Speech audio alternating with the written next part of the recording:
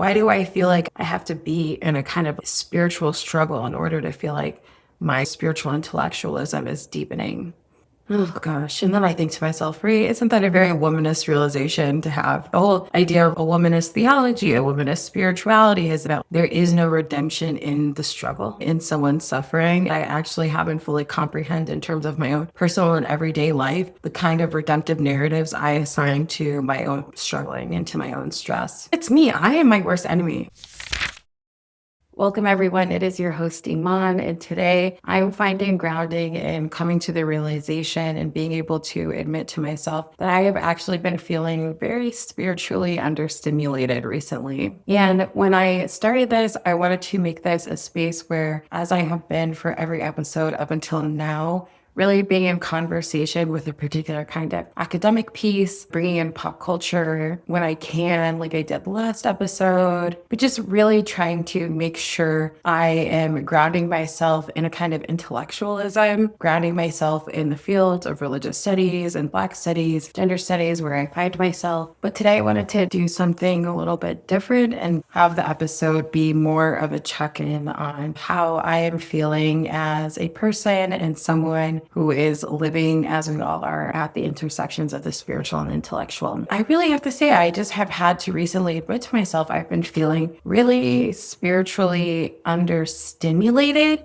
And by that, I mean, I normally am someone who is consuming a lot of things, reading a lot of things, listening to a lot of things that I find are really challenging me. I think the whole grad school process is perhaps even a space of spiritual and intellectual overstimulation because you are reading so much, encountering the field, but you're also encountering a version of yourself that is trying to intellectually develop at such a rapid space. All of the gunk that gets in the way of you completing or executing writing or a project or self-starting is all drudged up. And so you are just really in such an intense moment of spiritual intellectual development, really a pressure cooker that I feel like since graduating in January, I have now been out of that pressure cooker and I'm finding myself a little understimulated. And I don't know if this is a thing where like when you're so used to a lot of chaos and a lot of stress, when you don't have that in your life anymore, then you're like craving it and you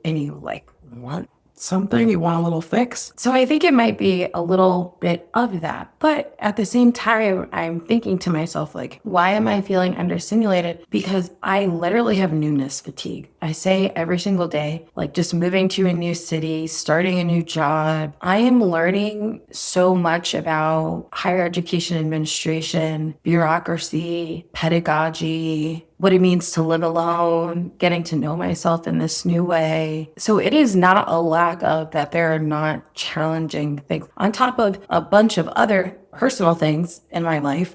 So it's not that I'm not in a space where I'm not challenging myself. And it's certainly not because I'm in a space where things aren't challenging me. But I've just been feeling, I don't know, just a little disconnected, a little maybe even unfocused. And when I say that out loud, it actually, a voice in my head just tells me, why do you think spirituality always has to feel hard? Why do you think that spiritual growth always has to feel stressful or painful? Why do you link that to stress?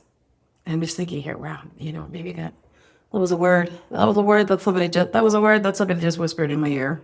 Because I have to say, like, I am in a moment where, of course, life is filled with stress. Of course, we, as humans living and witnessing what we're experiencing right now, we feel stress. But I have the absence of a particular kind of stress, which is grad school, which has also been really consuming me for the past 5.5 years that I don't have anymore. And so I'm just thinking to myself, why do I feel like I have to be in a kind of spiritual struggle in order to feel like my kind of spiritual intellectualism is deepening? Oh gosh. And then I think to myself, right, isn't that a very womanist realization to have? The whole idea of a womanist theology, a womanist spirituality is this idea that there is no redemption in the struggle.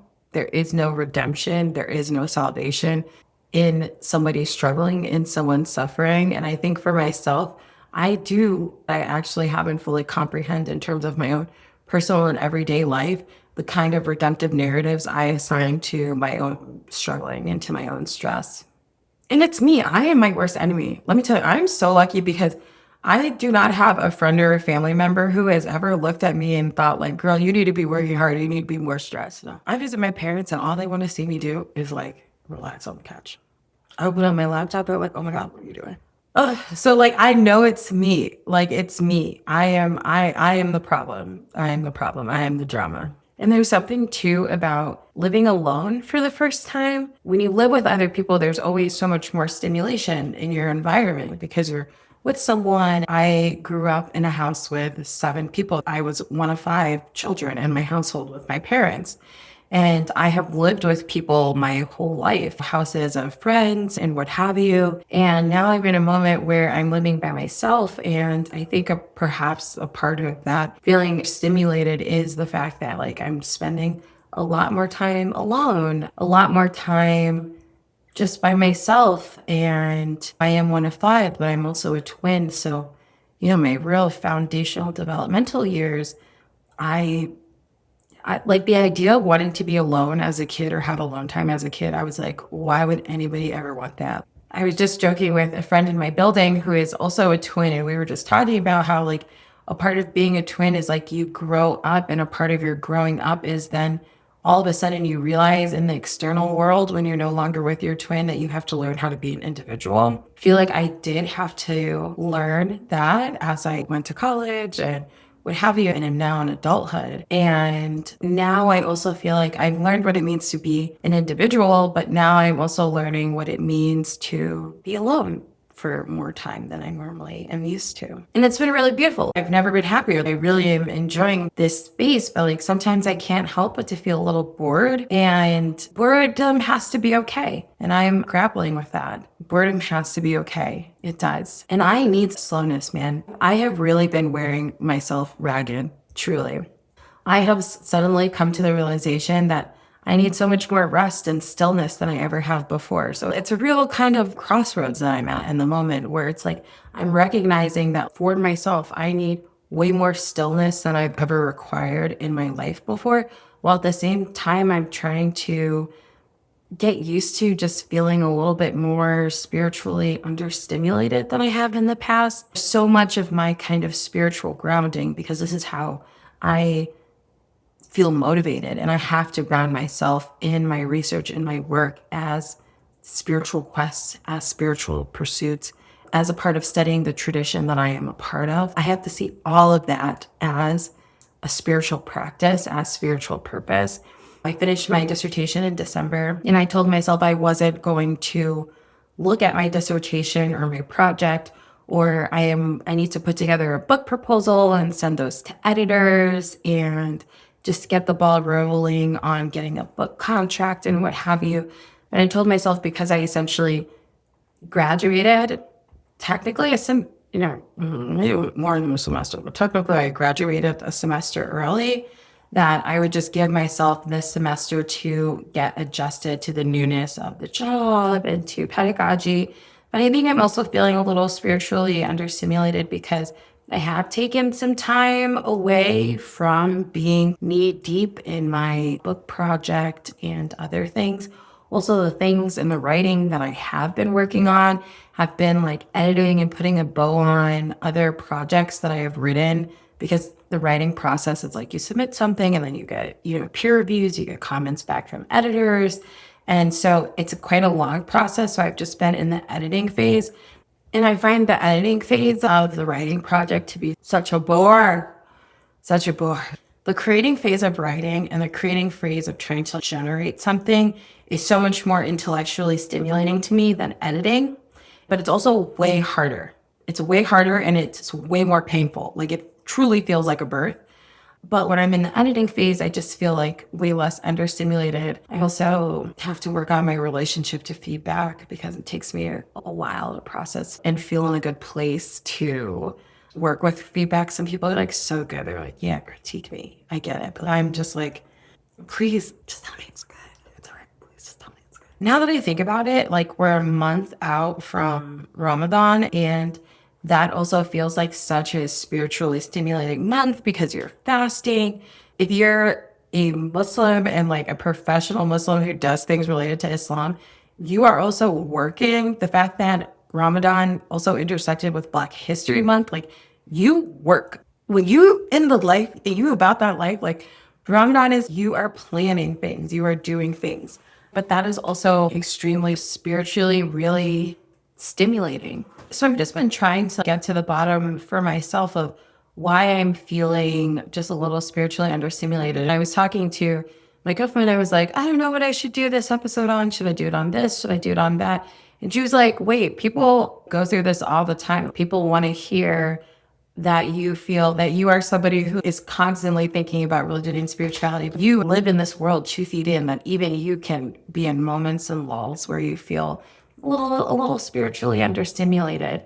Saying these out loud, I just keep hearing in my head and just my inner voice being like, girl, why do you associate spiritual growth with stress? Why do you associate spiritual growth with stress? That is not very womanist of you. What is going on here? Perhaps that's the lesson that the ancestors were trying to teach me.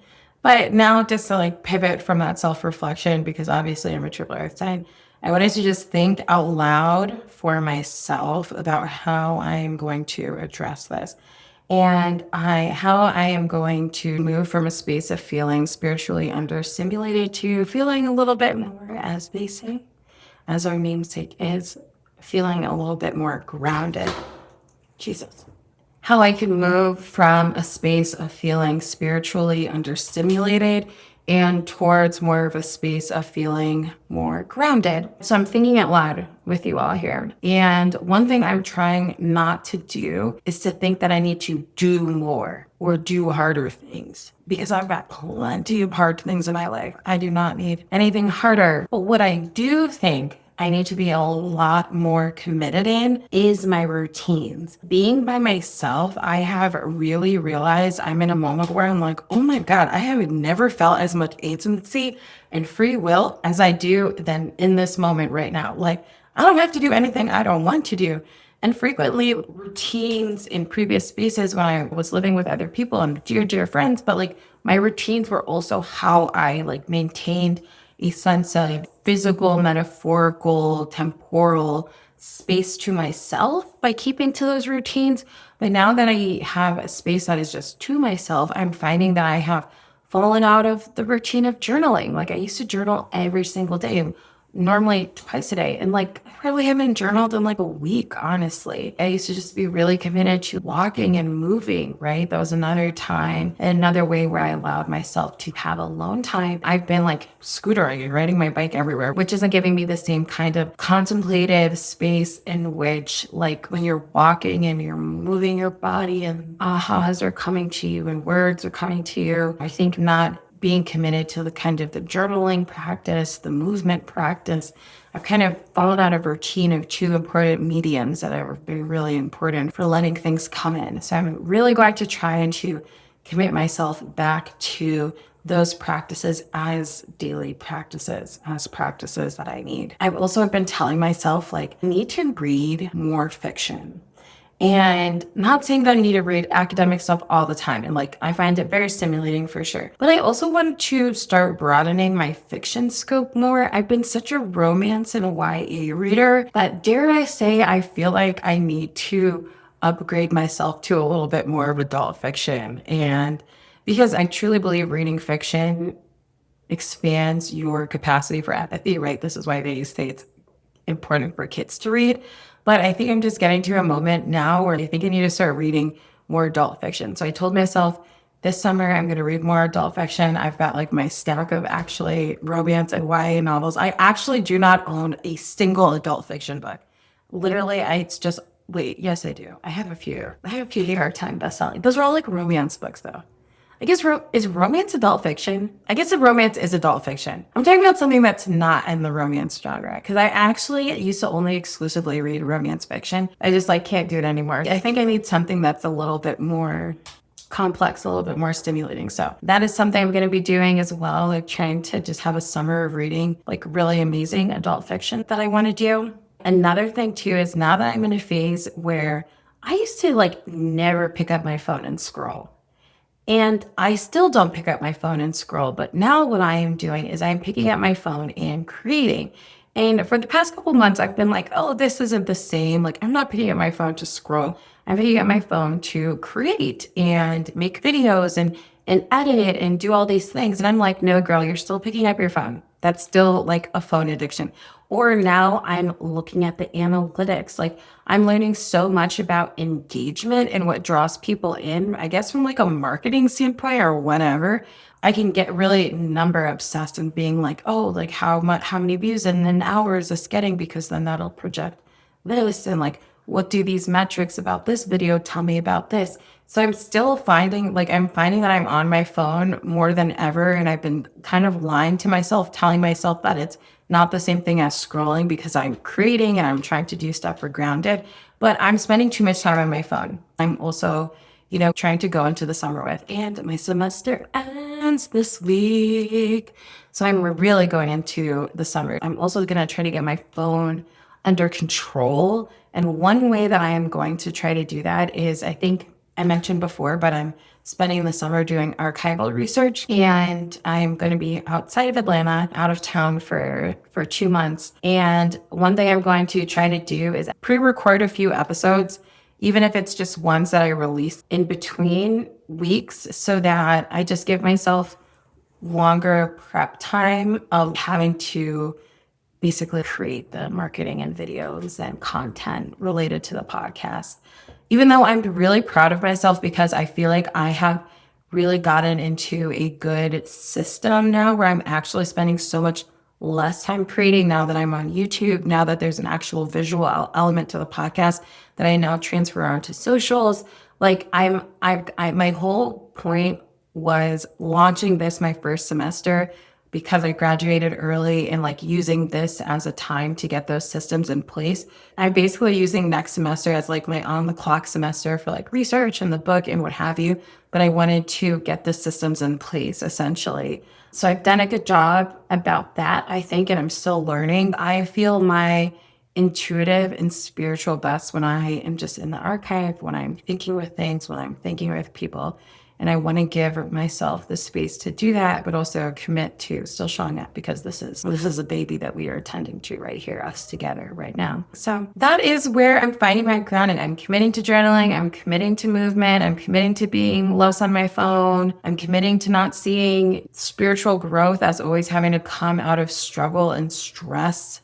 And that's where I'm at. Week 10, week episode. I feel like this is a good marker for checking in for that. And I'm just finding a lot of grounding in trying to use this space to both teach forward in the very academic, intellectual sense that I have been doing, but also using this space to teach forward for my own kind of lived experience and where I'm at in this world and how I'm thinking and who I am as a person and who I am as somebody trying to find your grounding. So thank you all so much for coming with me on this journey. You can find me on YouTube and social media, TikTok, Instagram at Iman ABDK.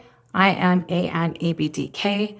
Please follow, like, subscribe. It really does mean a lot to me. If you have a listener question or a question you would like me to answer on the show, please send me a DM on Instagram or even comment on any post or any YouTube video, and I will answer your questions. I love doing listener questions because it feels like I'm in really real conversation with you guys, and I want this to be a space that we co-create together. So like, subscribe, follow, and please share with a friend. Help expand the Grounded Network. I've been thinking what should we call ourselves?